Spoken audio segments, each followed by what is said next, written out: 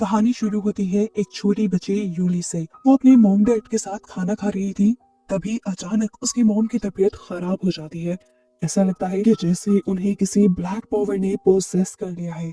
उनकी गर्दन ऊपर होकर अकड़ जाती है, स्किन फटने लगती है और स्किन के अंदर से कीड़े निकलती हैं। उनकी आंखों से भी अब खून बहने लगा था। इतने डरावने सीन देखकर यूली चिल्ला देती है और उसके डैड जल्दी से जाकर उसे एक कमरे में बंद कर देते हैं ताकि वो ये खतरनाक चीजें ना देख पाए। यूली अब बाहर से सिर्फ अपने डैड की चीखें ही सुन पा रही थी। अचानक से लाइट भी चली जाती है और यूली टूटे हुए दरवाजे से बाहर देखने की जब कोशिश करती है तो अचानक उसके सामने उसकी मॉम का चेहरा आता है, जो अब बहुत ही ज्यादा भयानक लग रही थी और यूली उन्हें देखकर बेहोश हो जाती है। अगली सुबह पुलिस आकर उसे उसके कमरे से निकालती है और उसे एक शॉकिंग चीज ये पता चलती है कि रात में उसके मॉम और डैड दोनों ही उसे इस दुनिया में अकेला छोड़कर चले गए। अभी यूली इसी सदमे में थी कि यहाँ पर एक एम्बर नामी औरत आ गई जो ये क्लेम कर रही थी कि यूली के डैड उसके हस्बैंड है। ये बात सच भी निकली। यूली को सदमा लगा कि उसके डैड ने 2 शादियां की हुई थी और अब क्योंकि इस दुनिया में यूली का कोई नहीं रहा था तो उसे अब अपनी स्टेप मदर के पास रहना था। सीन कट होता है और 20 साल गुजर जाते हैं।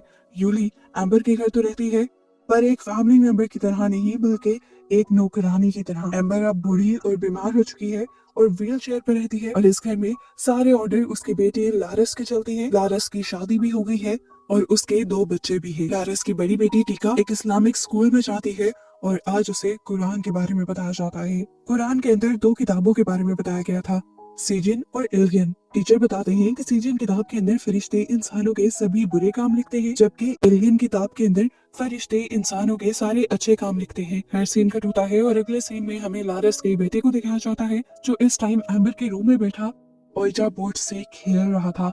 ओइजा बोर्ड एक ऐसा बोर्ड है जिससे मरे हुए लोगों से या दूसरी एंटिटीज से बात की जा सकती है। वो अपने इस काम में मगन ही था कि एकदम से दरवाजा खुल गया। उसे लगा कि यहाँ कोई एंटिटी आ गई है पर पता चला कि यहाँ पर यूली आई थी। यूली के साथ टीका भी आई थी जो अपने भाई को ओइजा बोर्ड खेलने से मना कर रही थी। लेकिन डेन को ऐसी एंटिटीज से बात करने का बहुत ज्यादा शौक था। वो यूली से पूछता है कि क्या कभी आपका दिल नहीं चाहा कि किसी मरे हुए से बात की जाए। वो बताती है कि जब मेरे मॉम डैड मरे थे तब मेरा बहुत दिल करता था कि मैं अपने मॉम डैड से बात करूं। ये सुनकर एम्बर गुस्से में उठ जाती है और यूली को पकड़ लेती है। उसे झटके देते हुए कहती है, तुम्हारे मॉम डैड के साथ वही हुआ जो होना चाहिए था, उनको उनके किए की सजा मिली। ये कहते ही उसकी तबीयत बिगड़ जाती है, मुंह से खून निकलने लगता है जो खून वो यूली के मुंह पर फेंक देती है, जिसके बाद वो तड़पते हुए मर जाती है। फ्यूनरल का टाइम आ जाता है।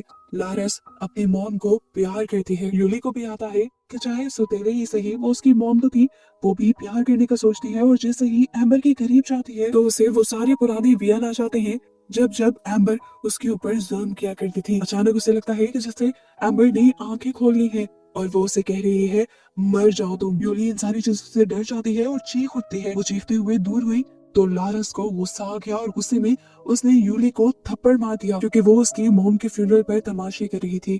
दिन गुजरते हैं और रूटीन दोबारा नॉर्मल पर आ जाती है। यूली लारस की शॉप पर भी काम करती है। वो जब एक एम्प्लॉय से लिए हुए पैसे लारस को देने के लिए जाती है तो लारस उस पर चोरी का इल्जाम लगा देती है और सबके सामने यूली को थप्पड़ भी मार देती है उसकी बात सुने बगैर। यहाँ पर काफी सारे लोग इकट्ठा हो जाते हैं और सभी लोगों के सामने लारस यूली को करैक्टरलेस भी कहती है और ये बातें सुनकर यूली को बहुत ही ज्यादा दुख होता है और अपनी बेइज्जती फील होती है। दुख और गुस्सा बहुत ज्यादा बढ़ गया था।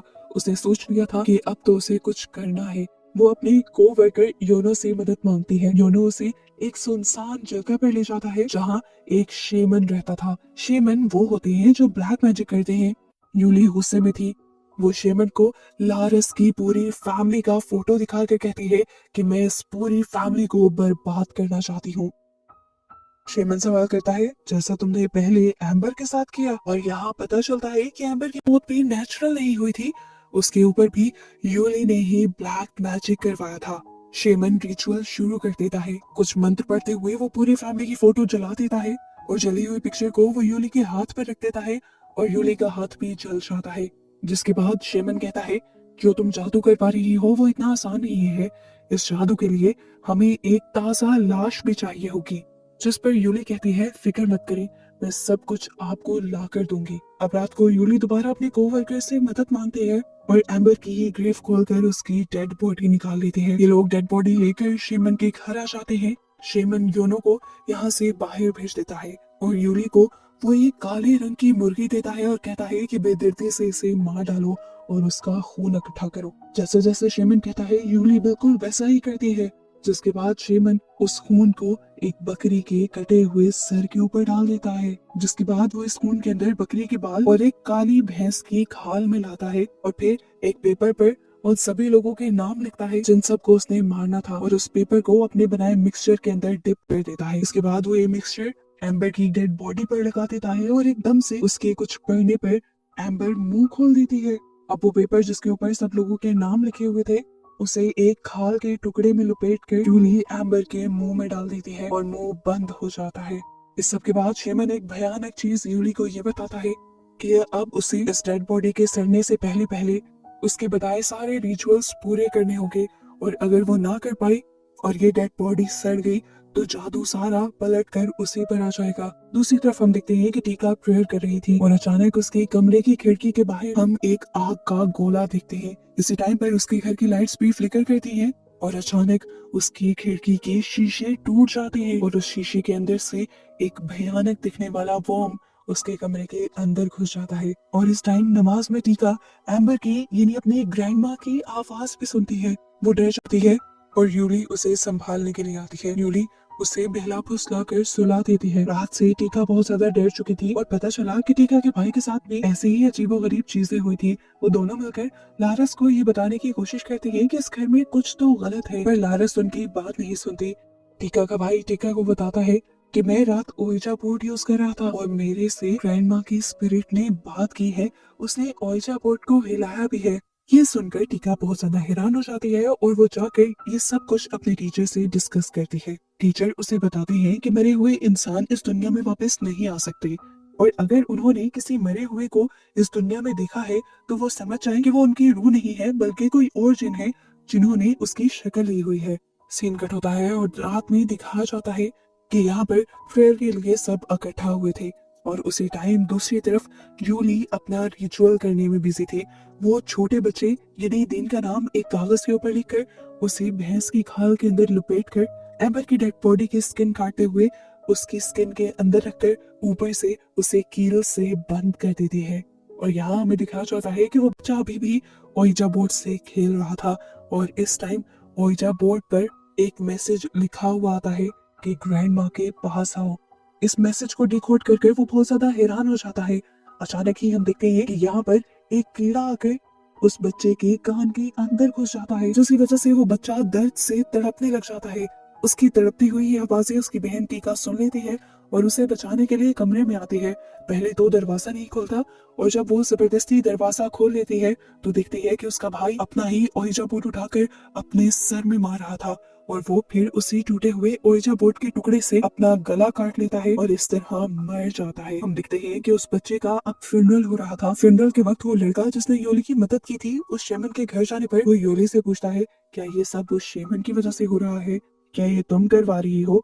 इस बात का योली जवाब देती है नहीं, वो बस अपने बुरे कामों की सजा ले रहे हैं। हम देखते हैं कि टीका दोबारा अपने टीचर के पास जाती है। वो बहुत ज्यादा दुखी थी तो टीचर उसे आधी रात में प्रेयर करने को कहते हैं जिससे उसके दिल को सुकून हो जाएगा। जैसे ही वो रात को प्रेयर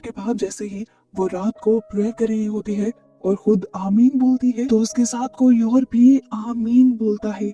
इस टाइम उसके कमरे में कोई नहीं था और वो बहुत ज्यादा डर चुकी थी। अगले दिन दिखाया जाता है कि शॉप पर योली अब लारस के हस्बैंड को अपना निशाना बना रही थी। वो अपनी उंगली काट कर दर्द होने का नाटक करते हुए उस आदमी के पास जाती है और उसके करीब जाने की कोशिश करती है।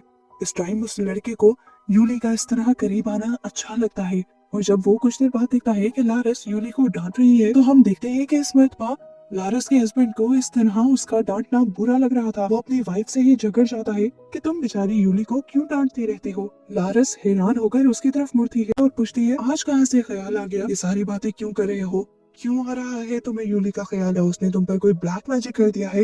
ये सारी बातें सुनने के बाद वो लड़का गुस्से में यहाँ से चला जाता है। अब रात में दिखाया जाता है कि जानबूझकर यूली दोबारा उसके पास आई थी।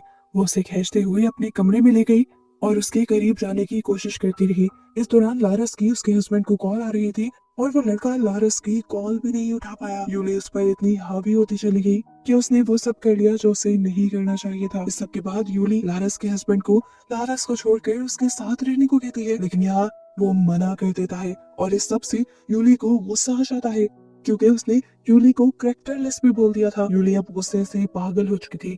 जैसे ही वो लड़का उसके कमरे से बाहर निकला तो टीका ने यानी उसकी बेटी ने ही उसे जाते हुए देख लिया और वो सब कुछ समझ गई। यूली को जितना गुस्सा था लारस के हस्बैंड पर, वो अब किसी से भी पहले उसी के ऊपर अपना ब्लैक मैजिक रिचुअल करती है। उसके नाम की पर्ची लिखकर वो एम्बर की डेड बॉडी में डाल देती है और यहाँ सोए हुए उस लड़के के गले में दर्द होना शुरू हो जाता है। वो बाथरूम में जाकर खून की उल्टी करता है और अचानक हम देखते हैं कि एक कीड़ा उसकी एक आंख के अंदर चला जाता है। एक आंख के अंदर से गुजर कर वो कीड़ा उसकी नाक से होते हुए उसकी दूसरी आंख की तरफ आ रहा था और स्किन में ये सब कुछ महसूस हो रहा था। अपनी आंख से उस कीड़े को निकालने के चक्कर में वो अपनी आंख ही बाहर निकाल देता है। अभी वो इसे देखकर डर ही रहा था कि सामने उसे एम्बर की शक्ल का एक जिन दिखाई दे गया, जिसे देखकर वो और भी ज्यादा डर गया और यहाँ पर स्लिप हो गया और वहीं उसका सर चीजों से टकराने की वजह से उसकी मौत हो गई। उसकी चीख को सुनकर लारस ने फौरन वॉशरूम का दरवाजा खोलने की कोशिश भी की, लेकिन ये दरवाजा नहीं खुला। उसकी मौत से भी सब लोग काफी ज्यादा परेशान और उदास हो जाते हैं। दूसरी तरफ वो जिससे यूली ने हेल्प ली थी, वो समझ गया था कि ये सब यूली कर रही है और वो जाकर साफ साफ यूली से कह देता है कि तुम्हारे इन सारे गुनाहों में मैं नहीं हूँ। यूली को अब उस बेचारे मासूम पर भी गुस्सा आ जाता है और वो उसके ऊपर भी वही रिचुअल कर देती है और उसे भी मारने की कोशिश करती है। जल्द ही उस जादू का असर भी हो जाता है। हम देखते हैं कि शॉप बंद करते हुए जब जब वो शटर को बंद कर रहा था, शटर खुद ब खुद खुलता जा रहा था। यूनो डर जाता है और एकदम से जैसे ही शॉप के अंदर जाता है तो उसे वही जिन दिख जाता है जो सब लोगों को दिख रहा था। वो इतना ज्यादा डर गया कि उसने शटर खोलकर बाहर जाने की कोशिश की। पहले तो शटर खुल गया, लेकिन जैसे ही वो बाहर जाने लगा तो शटर बंद हो गया और सीधा उसके मुंह पर, जिसकी वजह से उसके मुंह के कई टुकड़े हो गए और वो मारा गया। यूली ने काफी सारे लोगों को मार दिया था, लेकिन मेन उसको नहीं मारा था जिसने पूरी जिंदगी में उसे तंग करके रखा था, यानी लारस को। वो अब लारस को ही अपना निशाना बनाती है। वो उसके ऊपर ब्लैक मैजिक करने की कोशिश कर रही होती है और यहाँ सीन कट होकर हमें टीका को दिखाया जाता है जिसके रूम की छत अब गिर गई थी। अचानक उनके घर की लाइट भी चली जाती है और टीका डरते हुए अपनी मोम के पास आने की कोशिश करती है और जैसे ही वो अपने मोम के रूम में जाती है तो उन्हें देखकर बुरी तरह शॉक हो जाती है क्योंकि उसकी मोम भयानक जिन लग रही थी। असल में वो एक जिन से पोजेस हो गई थी, जो जिन ब्लैक मैजिक से यूली ने ही उनके पास भेजा था। इस टाइम लारस यूली को देख रही थी और यूली को देखते हुए वो चिल्ला कर कहती है कि तुम मर जाओगी। टीका, जो इन सारी चीजों से बहुत ज्यादा डर गई थी, वो खुद अपने आप को एक रूम में बंद कर लेती है और जल्दी से अपने टीचर को कॉल करके अपने घर बुलाती है। टीचर फौरन लारस को यहाँ से ले जाने को कहते हैं। सब लोग इसी अफरा तफरी में होते हैं, लेकिन टीका नोटिस करती है कि यूली को इस सब की परवाह नहीं थी, बल्कि वो तो एक अंधेरे रास्ते पर जा रही थी। वो उसका पीछा करने लग जाती है और जहाँ यूली जाती है वो वहीं पर छुप जाती है। यूली जब अपने काम में बिजी थी तब टीका ने छुपकर उसे दरवाजे के बाहर से देखा और उसे पता चल गया कि यूली उन सब पर ब्लैक मैजिक कर रही थी और वो ब्लैक मैजिक भी उन्हीं की ग्रैंड माँ की डेड बॉडी के जरिए कर रही थी। ये सब देखकर टीका फौरन उसके सामने आ जाती है और यूली कन्फेस कर लेती है कि हाँ, उसने ही सबको मारा है। अपने इस गुनाह के गिल्ट को कम करने के लिए यूली उससे कहती है, तुम्हें क्या लग रहा है कि मैं गलत कर रही हूँ? असल में तो मेरे साथ गलत हुआ था। तुम्हारी ग्रैंड माँ ने जो ये लेटी हुई है, इसी ने मेरे मॉम डैड पर ब्लैक मैजिक किया था।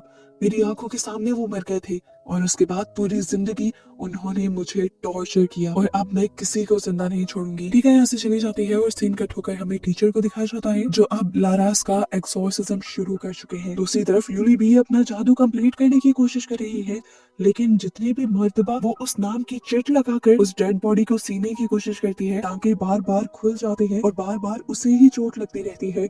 यानी आसान लफ्जों में कहें तो वहाँ के किए हुए एक्सोर्सिज्म की वजह से यहाँ यूली का जादू फेल हो रहा था। कुछ ही देर में एम्बर की डेड बॉडी बिल्कुल सड़ जाती है और ये सब भी उसी एक्सोर्सिज्म की वजह से हुआ था।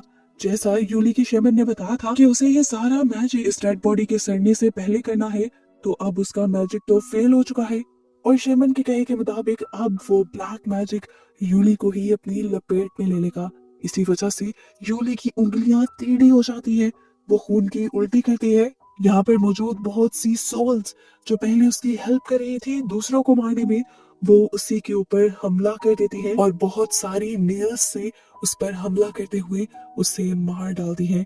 दूसरी तरफ हम देखते हैं कि लारस के मुंह से काला खून निकलता है और बहुत सारे कीड़े निकलते हैं। वो एक और खून की उल्टी करती है और उसमें से कीड़े इधर उधर फैलने लग जाते हैं, जिसके बाद उसे होश आ जाता है। होश में आते ही वो टीका से माफिया मांगने लगती है, क्योंकि कहीं ना कहीं वो भी जानती थी कि उनके साथ जो कुछ गलत हो रहा है वो इसी वजह से हो रहा है, क्योंकि कई सालों पहले उसने अपनी मॉम के साथ मिलकर यूली की मॉम के साथ बहुत बुरा किया था। इसकी सजा अब वो तो भुगत रही थी, लेकिन उसके साथ साथ उसकी पूरी फैमिली को बहुत दुख मिला था।